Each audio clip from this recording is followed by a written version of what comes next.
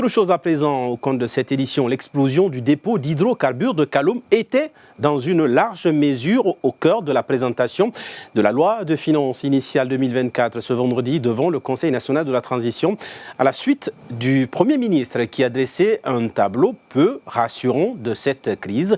C'est le gouverneur de la Banque centrale de la République de Guinée qui a remis une couche.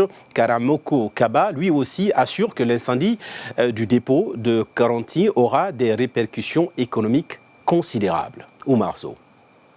Devant les conseillers nationaux, les indicateurs de la politique monétaire économique du pays ont été passés en revue. Donc pour ce résumé, nous avons une croissance économique qui est appelée à ralentir et une inflation qui va rester élevée. Elle devrait passer de 6,3% en 2023 à 5,3% en 2024. Et donc ce contexte devrait, dans un avenir proche, amener les banques centrales à revoir leur communication en termes de conduite monétaire. Nous pouvons déjà dégager quelques enseignements. Nous pensons que la phase de relèvement des taux directeurs est terminée dans la plupart des pays. Que des baisses de taux pourraient survenir au premier trimestre 2024.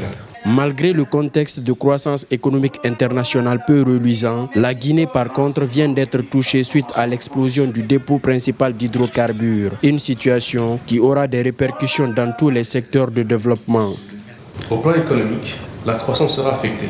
En effet, cela risque de perturber les activités dans le secteur des transports, de l'industrie, du commerce, des services. Dans ce contexte, nous estimons que la croissance économique pourrait être amputée de 0,7% en 2023. Au niveau de l'inflation, cette perturbation pourrait vraisemblablement occasionner une flambée des prix à la consommation. Si cette tendance se poursuit, l'inflation en glissement annuel au niveau national pourrait se situer à 10% en décembre 2023, contre une prévision de moins de 5%.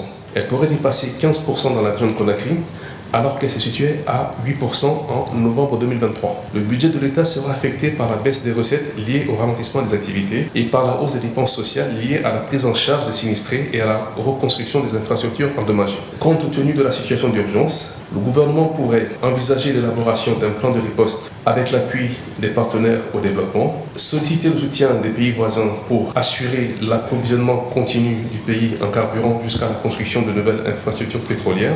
En attendant la construction de ces infrastructures, le gouvernement pourrait envisager la transformation de certaines cuves à gasoil en cuves à essence. Bien entendu, les nouvelles infrastructures pétrolières devraient être construites sur des sites éloignés des habitations avec les mesures de sécurité appropriées. C'est ce que la SONAP a commencé à faire en suivant les instructions du président de la République avec les sites de repli à Mandiana et à Mokbaya.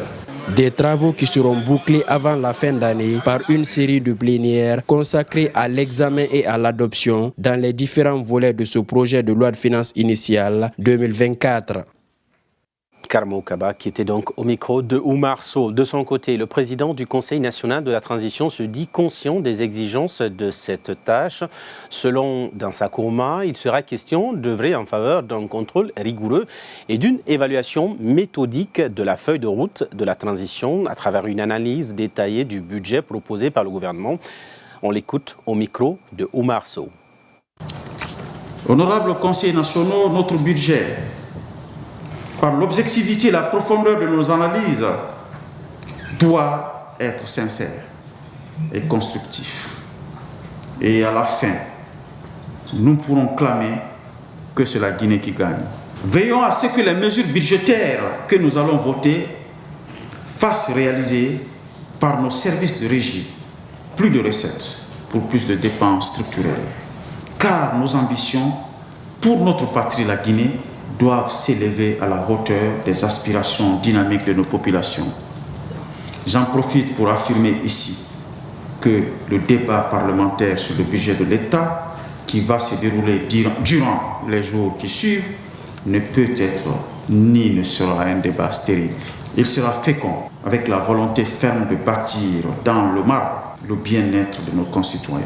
Le budget 2024, très attendu, doit tout d'abord garantir notre capacité de réponse face aux attaques et agressions contre la superstructure de l'État et notre économie, mais aussi et surtout refléter notre volonté collective de bâtir des infrastructures durables tout en préservant le vivre ensemble harmonieux. Engageons-nous à finaliser les projets indispensables à un nouvel ordre constitutionnel, institutionnel et administratif. Cela implique des investissements concrets dans des secteurs clés tels que les infrastructures routières, les infrastructures abritant les institutions républicaines et les infrastructures démocratiques post-transitionnelles.